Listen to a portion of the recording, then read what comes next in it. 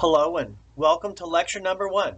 Today's topic will be the origins of the United States Constitution. There are three main themes to be addressed in this presentation. Initially, we'll discuss the first Constitution of the United States and some of its problems. Next, we'll explore some of the background of the Constitutional Convention, dealing with some of the problems that they were facing as well as some of the important people who were there. Finally, the big takeaway is that there were many controversies, yet they were resolved through compromise at the Constitutional Convention. That'll kind of be the core of today's topic. So I'd like to begin by talking about the first Constitution of the United States and some of its problems. This map identifies the land included in the original 13 states and territories at the end of the American Revolution. Notice the area in pink on the right, the eastern seaboard. Well, those included the first 13 colonies that eventually became states. U.S. territory actually expanded all the way to the Mississippi River, as you see with the arrows and the second circle. In order to provide enough unity for those 13 colonies that were fighting to become states, they got together and they developed the first Constitution of the United States. The name of that Constitution was the Articles of Confederation. We'll explore some of the problems associated with the Articles next. While the Articles provided enough unity for the colonies to defeat the mighty British Empire, there were some problems associated with it. First of all, each state, when it came to passing legislation, had one vote, regardless of its size or its population. Let me show you on the next slide. Each individual state had a lot of power under the Articles. One state had one vote. So this meant that a large state like Virginia, with a population of about 750,000 people, had as much political power and clout, so to speak, as a state like Delaware, with only 60,000 people. Was this going to be a nation based upon the power of the people or the power of individual states? There were some apparent additional problems with the Articles. Secondly, there was neither an executive nor a judicial branch. Essentially, there was only one branch of government, the legislative branch, and there was a national Congress. Finally, states had a tremendous amount of power, as mentioned earlier. Some of the powers that they had was to coin their own money and even conduct their own foreign policy. States were allowed to levy taxes, but the national government did not. Well, let me try to explain in the next slide some issues with taxation. I don't know anyone who likes to pay taxes, but our tax dollars go toward a range of things. On the left, we see an image of George Washington at Valley Forge. During the Revolutionary War, one of the problems he continually faced was a lack of funding for things like uniforms, boots, things like that for his soldiers. On the right, we see some currency from the state of South Carolina. If you go to Europe, you use the euro. If you go to Mexico, they use pesos. In the United States, there were multiple currencies. There was South Carolina, New York, Pennsylvania. Each state had its own currency. It created chaos for business owners. Taken collectively, these range of problems with the Articles prompted some to want to try to modify those Articles or maybe even start from scratch. The fancy name for the meeting in order to get together to try to modify the Articles of Confederation is called the Constitutional Convention. Delegates met in 1787. I'll talk about that next. Do you know where they met for the Constitutional Convention? It was in the nation's largest city, Philadelphia. The name of the building was Independence Hall. It's shown here in the image. One of the things I'll point out would be the division among the delegates to the Constitutional Convention, but there was one philosophy or one idea that united all of them. They wanted to establish a republic. Here's a one-sentence textbook definition of a republic. It's when eligible citizens elect people or representatives who make decisions and establish policies for them. In the United States, we live in a type of a democracy. The type of democracy is a republic. There were 55 delegates from several states who attended meetings in Philadelphia. We're not going to talk about all of them, but I would like to highlight some of the important individuals who shaped the discussions at the Constitutional Convention. This painting represents some of the delegates to the Constitutional Convention. Some people have argued that the so-called greatest minds in American history were among the 55 delegates to the Constitutional Convention. Probably the most famous American among the American people is shown here. George Washington. He was the head of the Continental Army during the Revolutionary War that defeated the mighty British Empire. One of the first decisions made by the delegates to the convention was to have Washington preside over their meetings each day as chair. The oldest delegate to the Constitutional Convention was over 80 years old. It was Ben Franklin. During the war, he had served as a diplomat and successfully was able to get the French to fight on behalf of the colonies. On the right, we see someone else. He was only 36 years old and is somewhat underrated as a political figure. His name was James Madison, a Virginia politician.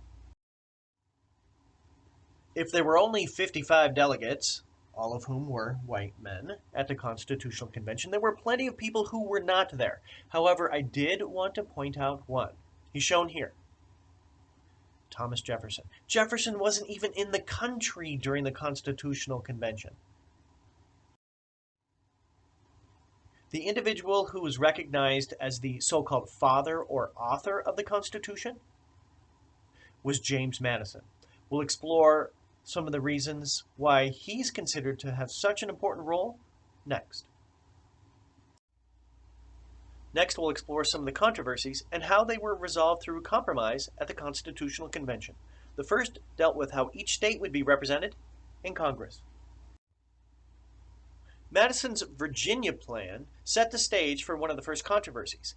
Interestingly, though, the first two provisions of it were actually accepted by everyone. First of all, he called for the elimination of the Articles of Confederation. He said there were so many problems with the Articles, they had to start from scratch, and that was accepted.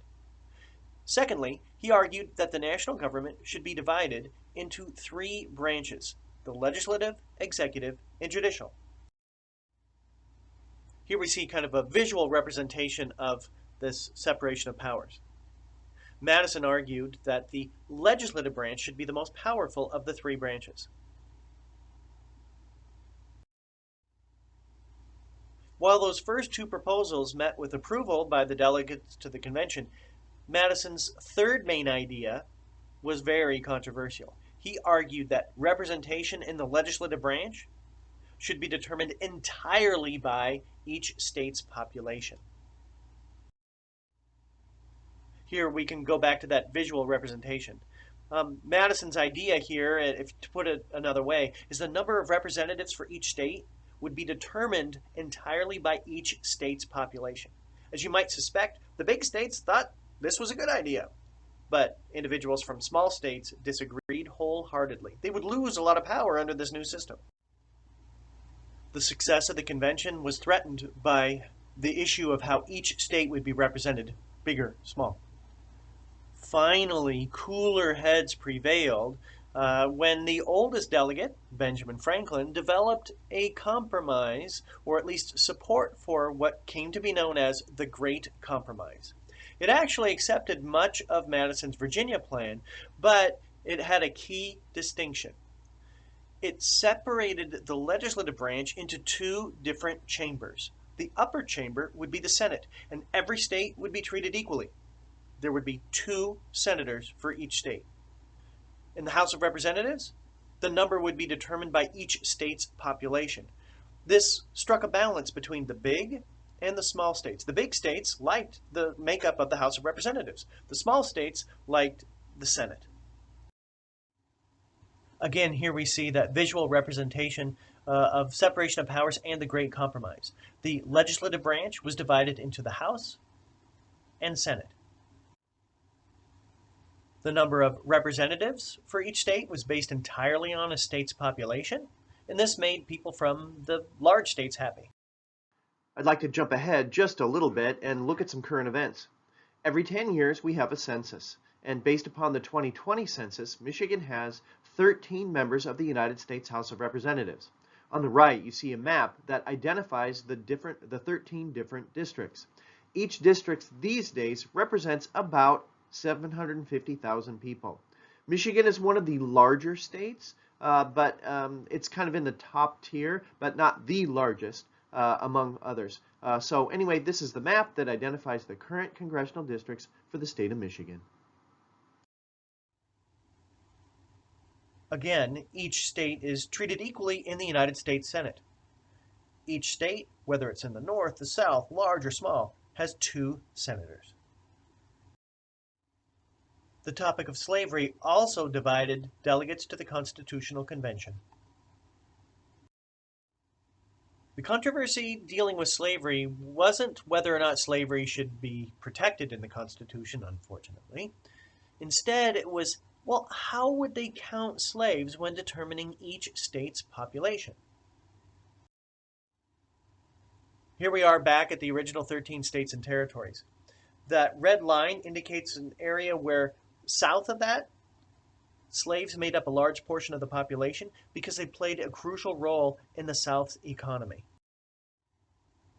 Slaves made up a large percentage of the population of many southern states. Representatives from those states would not even consider the elimination of slavery. But what they wanted to know was, well, how should we count slaves when determining each state's population?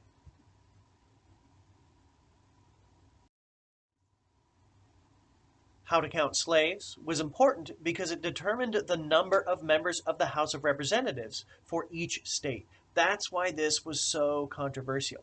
Rather than this being a disagreement between the big and the small states, instead, this issue of slavery divided northern and southern states. Once again, the future of the country and the future of the convention was threatened. The issue of slavery, too, was resolved by compromise. 55 of the so-called greatest minds in American history decided that when determining a state's population, 1 slave was equal to 3/5 of a person. Yeah, so-called greatest minds in American history. The issue of slavery would continue to divide the country until the Civil War of the 1860s. What was clear was that the delegates to the convention actually were embarrassed by their protection of slavery. The word slave does not appear in the Constitution. At one point, the word other persons, clearly referring to slaves, appears in the Constitution, as well as the phrase servant. Unfortunately, the Constitution actually justified and protected slavery. The last controversy I'd like to address dealt with electing the President of the United States, and it resulted in the creation of the Electoral College. There were lots of questions dealing with the chief executive. What should they call this person? How long should the length of term be? How many should there be? Should there be 2 presidents? Should there be 3? Should there just be 1? There were lots and lots of questions. Eventually, they decided to choose only 1 president, and that individual would be elected for 1 4-year term. But still, there were lots of questions about how to choose this individual. Some argued that the American people or voters should directly elect this president. Others said, no, it should be members of the House or the Senate. Eventually, they chose something unique. They decided to create something called the Electoral College. I'd like to talk next about how the Electoral College works. There are 2 key concepts I'd like to address when it comes to explaining how the Electoral College works. First, in order to win a presidential election, a candidate must win a majority of electoral votes. The magic number, so to speak, these days is 270. Well, how do we get this number of 270? Well, I'll try to show.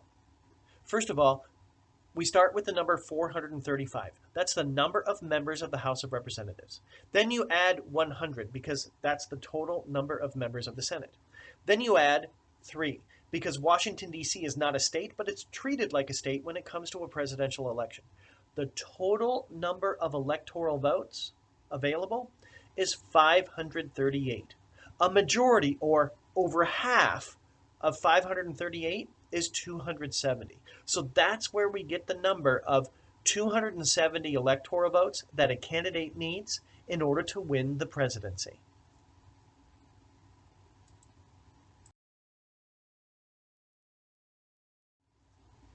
You might say, okay, I can memorize that, that's fine and dandy. But how does a person win electoral votes? Well, that's the second key concept. The candidate who wins the most popular votes in an individual state wins all of that state's pledged electoral votes. Let's think of it this way.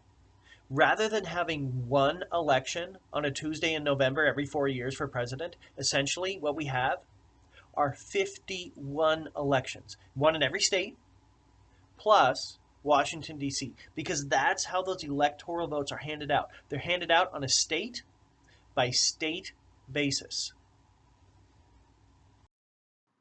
Let's use Michigan as an example to explain this process. So first of all, Michigan has 13 members of the House of Representatives. And Michigan also has 2 U.S. senators. 13 plus 2 equals 15. So Michigan has 15 electoral votes. All right, so please make sure that you do not try to memorize this. I'm not trying to focus on that, but I would like to provide an example of the distribution of electoral votes. If you look here, we see the number of electoral votes for each state. Alaska is a very small state, so Alaska doesn't have as many people. Alaska only has 3 electoral votes. The largest state in the Union is California with 54 electoral votes. It's actually been the largest state in the Union in terms of population for many years. Look down here at Florida. Florida went from 29 electoral votes on the previous census to 30. There are more people moving to Florida, and their population is growing faster than other states. And then on the right, we see Michigan. Michigan in the past had as many as 21 electoral votes. Well, in the last census, we went from 16 to 15 electoral votes. Here we see some additional examples. New York used to be the largest state in the Union for decades. Well, it lost a member of the House of Representatives, so it went from 29 to 28 electoral votes. Another state in the Great Lakes was Ohio, and Ohio lost an electoral vote. Which state was the big winner? Well, Texas went from 38 electoral votes to 40. Just a side note, in the last 2 census cycles, Texas has gained 6 electoral votes because its population is growing so quickly. So what happened in Michigan in 2020? Well, based upon the popular vote, Joe Biden won the state with 50.6% of the popular vote. It was a pretty close election. So, as a result of the way the Electoral College works, Joe Biden received all of Michigan's pledged electoral votes.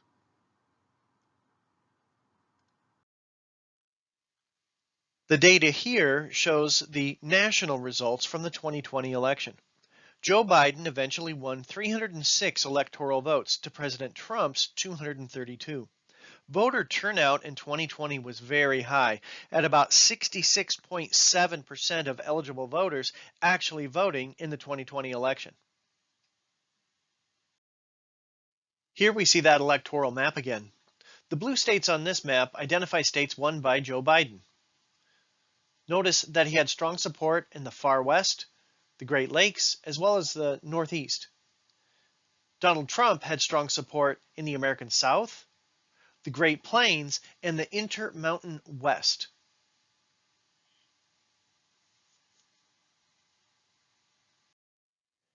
Here we see another recent presidential election result set of data.